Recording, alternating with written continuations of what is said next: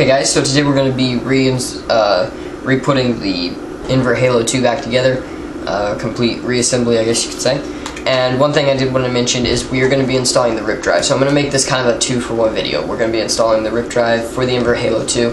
One thing I did want to mention is you have to get it for the Invert Halo 2. You cannot get a Reloader B or Halo B RIP drive, just due to the fact that the shaft is actually longer on the Halo Bs compared to the Invert Halo 2s. So just want to make that known. You have to get the Invert Halo 2 RIP drive to fit in the Invert Halo 2. So this is going to be two videos in one, basically installing the RIP drive and completely reassembling the Invert Halo 2. So what we're going to do is basically start off, we're going to take the packaging here and show you what you got and what you'll need.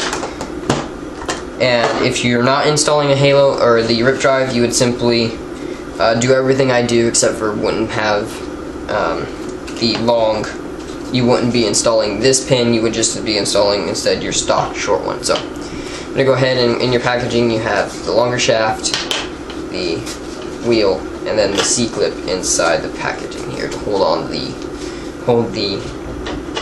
wheel to the RIP drive. So right now we're going to go ahead and set these two pieces aside because they are not necessary to the very end, and there's actually an extra C-clip. Okay. So the first thing you're going to want to do is you're going to want to put your gear back on your drive shaft here. One thing, like I said, the RIP drive is just a longer drive shaft. If you look at it here, and I dropped mine. 1 second here while I get it. Basically, it's just a longer one so that it sticks out the bottom of your hopper to allow the RIP drive wheel to attach. So as you can see here, size comparison is quite longer, but it is needed. If you're just reassembling it, you'll just simply put the gear over top of it with the raised portion pointing down, and then put your C-clip, and if I keep dropping this is going to be bad. Just put your C-clip then on top of that, but if you're using the RIP drive, again, you'll just simply stick it over the top. And you'll want to make sure the long end is sticking up, like that.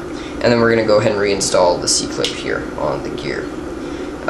One thing that comes in handy a lot is some needle nose pliers. I actually got a pair of small ones here, and just simply clip it on. And make sure it aligns first. And for some reason this C-clip is magnetic. Okay, here we go. So I'm just gonna clip that on there real fast. Make sure it's in place. There we go. Okay. So now that the C-clip is in place, we can go ahead and just set that down. The next thing we're gonna do is put the motor assembly back into the little tray here. Just push it down all the way. And then you're gonna take your small little pin that I said to take out. I guess you could say it's the pin that holds down the pulley. That goes in the small hole right here. I'm going to go ahead and just try to show this. There's a small hole right there. You're just going to simply stick that in and push it in. Then you're going to stick the drive shaft with the gear on it, and you want to make sure that the part with the C-clip is up, or excuse me, is down. So you're going to go ahead and install it like so. Just simply stick it down through there like that, with the long end sticking up. And then you're going to take your pulley system, put your belt back on here, and slide this over the little pin we just installed, and then make sure it aligns, and then the gears will match up underneath. And then pull your belt over to the motor and attach it like so. Okay, and that's it. And then you're going to take your top housing and just simply stick it over top. I'm going to have to remove the tape fast. And just stick it down over the top, make sure all the holes align, and the little pins on this align over the motor, and we're good to go. So then we're going to take our 3 small screws here and put this back together.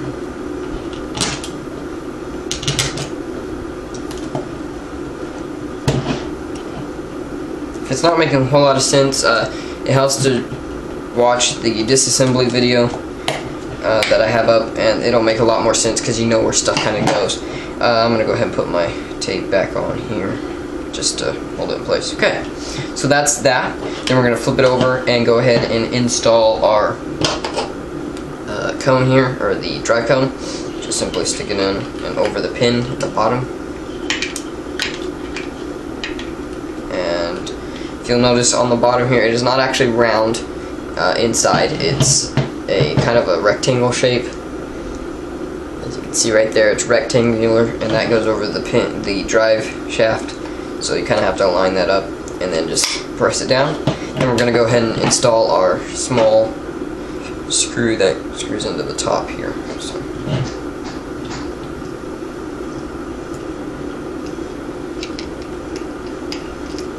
Just go ahead and you're going to want to tighten this down snugly, but not over tighten it. Otherwise you might strip it out. And it's not necessary to completely tighten it down, just so it can move freely. But you shouldn't have any problem with that. But if it does seem to start stripping, you don't have to tighten it down like, you know, you're holding the space shuttle together or anything like that. Okay, now you're going to reinstall your freeway anti-jam. The little like prong here that comes down just goes underneath of this lip, and then the slides into place like that. And then we are going to have the fun part of reinstalling this into the shell. Okay. So what you're going to want to do is you're going to want to go ahead and connect your board back to the pins here. Simply plug that in. And then you're going to kind of want to put your back plate over it, just hold it in place. Now this is going to be kind of hard to show, but I'm going to go ahead and do it while we have it apart here. If you notice right here and here, there are two notches. These notches fit in with these right here. These slide into those notches. So when you're aligning it, if it doesn't seem to be aligning right, make sure those are being put in right. Also the board sides here align in this groove. I'll do my best to show it here. In here there is a, well, if I can get it the right spot here. In here there's a small groove. I don't know if you guys can really see that or not. There's a small groove right there that you have to align the board in, and then the back plate aligns in these grooves right here, into the grooves right here. So you kind of got to do that all at the same time while putting it back together. It can be a little bit difficult at times, but you'll get the hang of it if you've taken it apart a couple of times. So then we're just going to go ahead and slide it in, and just try to align those notches up when you see them, you know, just in the general area. It'll most certainly just go right into place. Now, the next part is to install the board, and you kind of want to do this at the same time. First, I align the back plate with the notches it's supposed to slide in, and then gently push everything down into place. And I've already got it misaligned here, so there we go. And then this, you'll hear the board kind of slide into place and click in to where it's not going to move, and then your back plate is in like that. Okay, now the next thing you're going to want to do is make sure your battery wires don't get pinched by putting it in the groove right here, and just kind of holding them down with your finger. And then the next thing you're going to want to do is align your other half of the shell. This is a pretty easy process. They made it a lot simpler than some of the older ones, but it is still kind of complicated with the board. Basically, you just want to align the back plate up with the grooves cut in the back here, and it'll go right into place with the board. That's basically the only problem you're going to have. Now, one thing I want to mention before we completely put this back together is that if you're using a lid, you want to make sure you have your spring in before you put the top half on. You're going to make sure your spring is in, your pin is in, and then put your lid over that pin and have your lid open, and then you can drop this down into place over the spring lid or the lid pin, and it'll hold everything together. I'm using an Exalt speed feed, so I don't need those in here right now, so I'm not going to do it for you today. And plus I don't have the lid, so it's kind of a no-win for me. But you just want to make sure those are in there before you put this back together. Otherwise you have to completely take the shell apart again. The next thing you're going to want to make sure you're doing is make sure that your battery wires are lining up with the groove cut into the bottom here and they're not getting pinched. And then we're going to go ahead and just set it down and kind of push it together like so. Okay, so everything is back into place. Now the next thing you're going to want to do is just tighten up the screws. And my screws are already in here. You can take them out if you want, but if you set the shell back out of the way, you won't have any problem with losing them. So I'm just going to go ahead and tighten these. One thing I will mention and show you here is the different sizes of the screws. I believe if I can get this out. You have 3 different sizes of screws. You have the long ones here, and these go into this hole here, here, here, and here. Then you have the medium-sized length ones here. This is your battery door one, and your nose screw that goes into the nose. And then you have your small, short one that goes into the feed neck. So that's basically how that works out. So go ahead and just simply tighten these up. Make sure not to over tighten them, otherwise you might crack the shell. But you want to make sure it's snug so you're not having parts jingle around inside. Okay. Last one.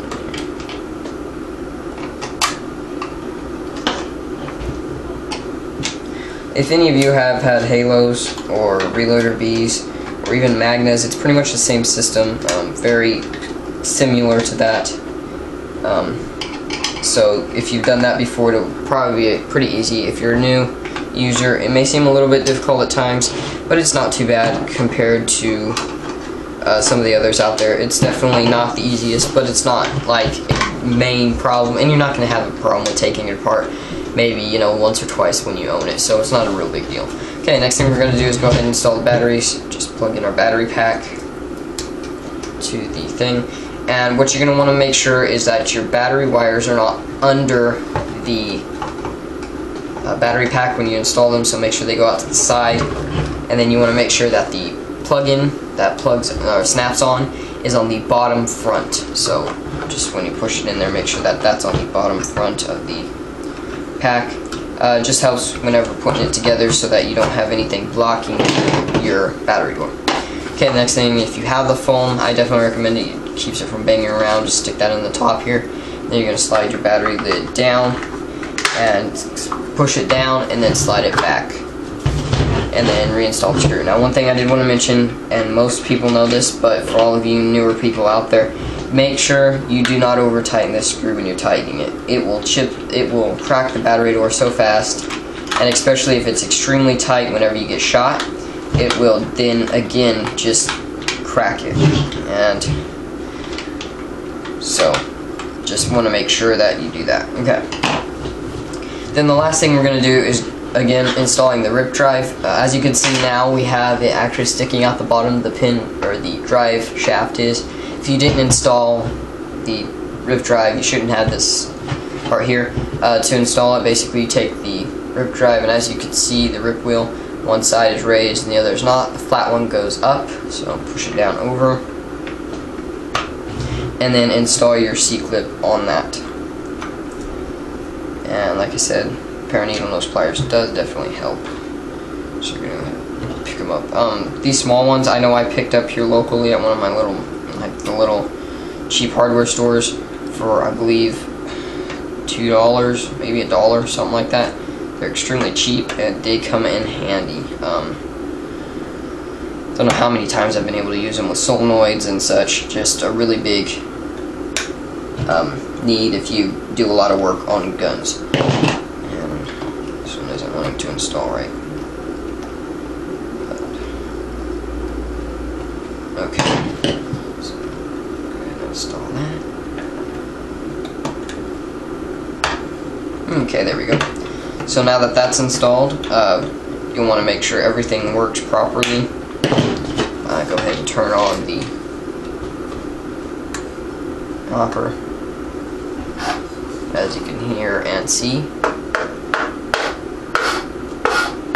It is working, and then on the bottom here, as you can see as well, the RIP drive now spins. What that allows you to do is, if you ever have a jam and you need to unjam it, basically you can turn the RIP drive, I believe that is counterclockwise. Turn it counterclockwise, it'll reverse inside. I don't know if you guys will be able to see this very well. It'll actually reverse it instead of going forward like it does. You can reverse a jam and then it'll feed back, and if you have a jam, you'll unjam it. It also works if your batteries die and you you're the last person out there or something, if you need to, you can manually feed the balls in by going clockwise. Turning it clockwise, you'll get like 3 in, 3 shots. It's basically just a bonus if you run out of batteries or something like that. So that's it, guys. Last thing, if you didn't install the lid, just put your speed feed on here, whichever one it may be, and you'll be good to go. So thank you guys for watching. Hopefully this has helped. If it has, please let me know by thumbs up in the video. If you have any ideas or suggestions, please give them to me in the comments below, and I'll be glad to look those over. And also, if you guys have any video ideas, again, leave them in the comments, and I'll do my best to get one up for you. So thanks again for watching, and have a nice day.